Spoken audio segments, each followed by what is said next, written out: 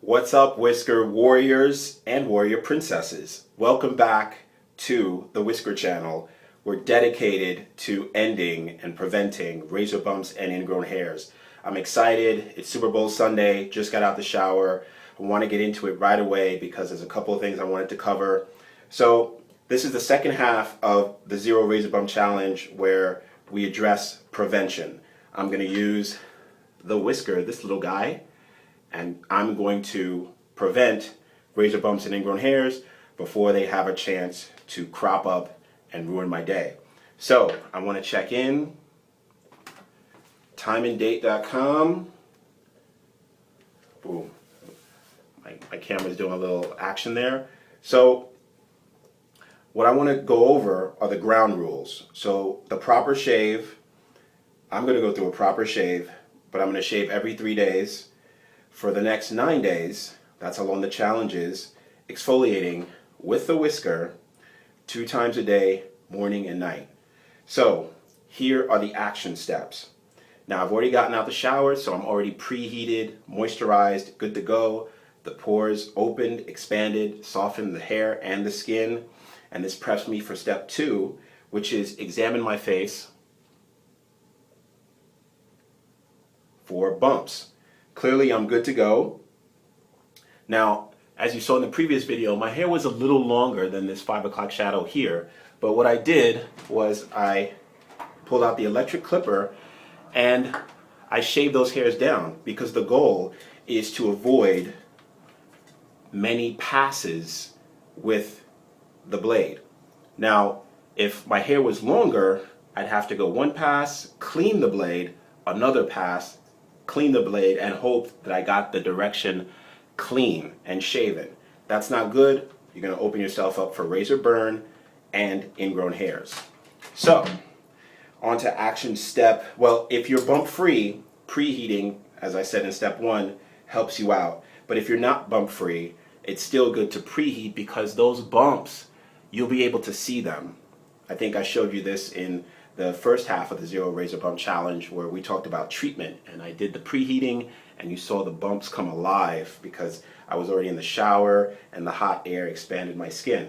So on to action step number 3, exfoliate. So use the WiZKER to lift, tease the hair. So these tiny little bristles, tease and lift. You can use circles. I have a video where I show you the different whisking techniques, and if you're doing the underarm, this is the perfect shape for the underarm. As you can see, back and forth like that. So if you're doing your chest, the same thing. I don't know if you get someone to help you out with your back, and of course the private area, it's great for the private area. So next to action step number 4, you obviously remove the hair.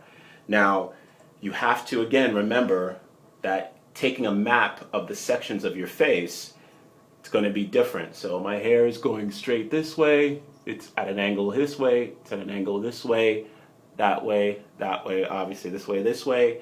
And over here it gets a little tricky underneath the Adam's apple, underneath the neck, it's off to the side. So you'll have to take a step back and look at the hair and see what direction it's going in. So that's it for the action steps.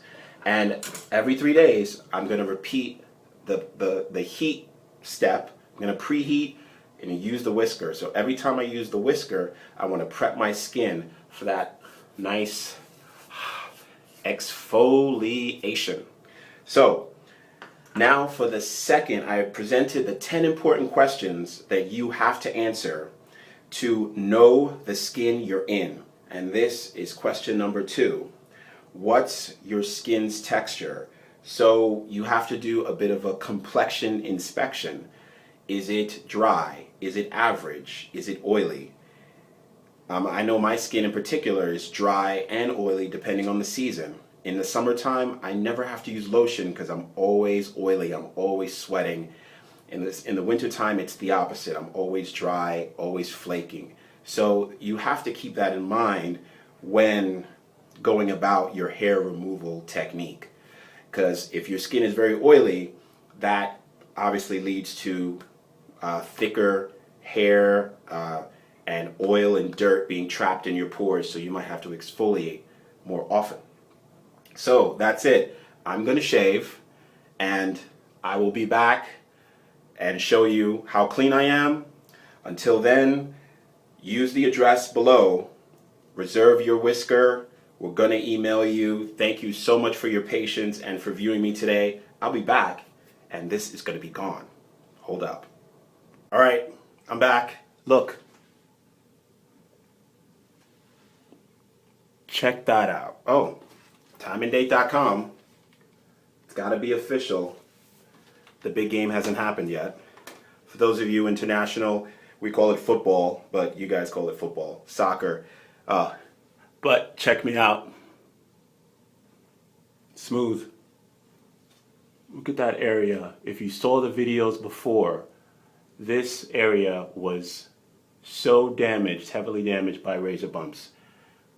Guys, look at me now. And girls, look at me now. My gosh. So passionate about it because it has transformed my life. And I'm going to use some of this stuff here. It shouldn't sting when you put on your aftershave. It should not sting. If it stings, you should change to a more organic elements to it. I'll list some of the ingredients in here are 100% cedar, sandalwood, bergamot. I mean, it should not sting and it should not burn. That's actually a bad sign. You don't want to damage your skin, and you don't want to put your skin through these kinds of astringent, very, very ultra sensitive methods. So that's it. Checking back in with you. As you can see, I'm smooth. We're off to the races. This is the end of day 1 of the Zero Razor Bump Challenge. As always, Whisker Warriors and Whisker Warrior Princesses, stay smooth.